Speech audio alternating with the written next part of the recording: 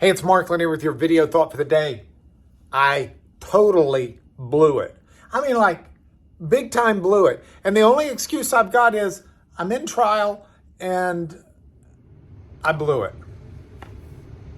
I blew it. Do you know how I blew it? I'll bet some of you do.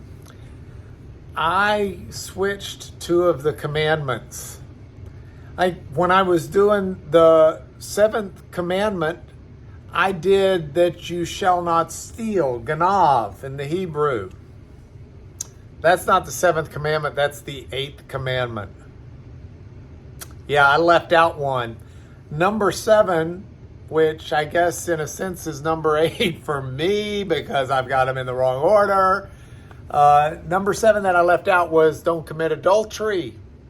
Now that's a pretty important commandment, not the kind you want to leave out. And I think most people understand that commandment for its face value of what it means. It means obviously a consensual sexual relationship between two people who are married to other people. Don't commit adultery.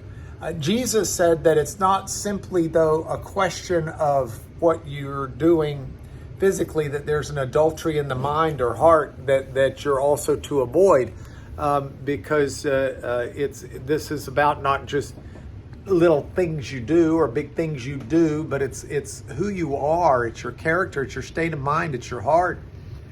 And all of that's extremely important and I think is worth saying as we look at the commandment. But there's another element to the commandment that I want to talk about.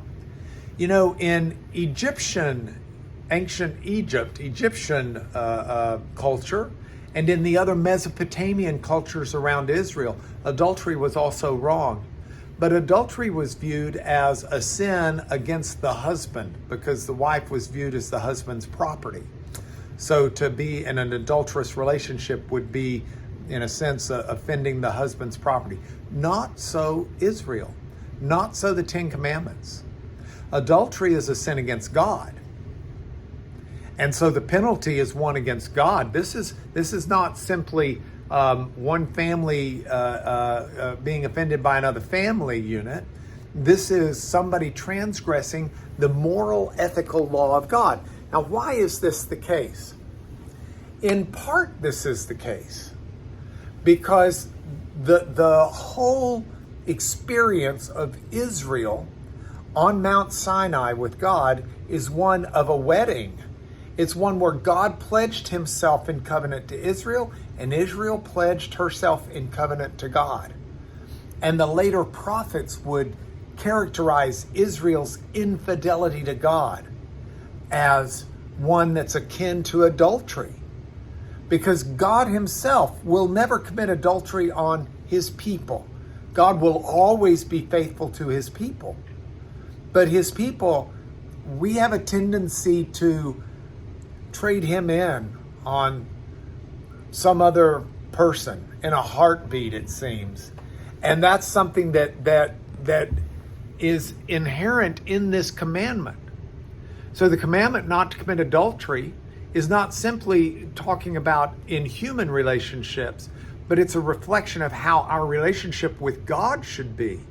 That we should stay faithful to God as God will stay faithful to us. Now, before we leave this, let me add that last element of what Jesus had to say because it becomes very important. Our faithfulness to God is not simply what we're doing with our bodies, but it starts with our minds. It starts with our heart.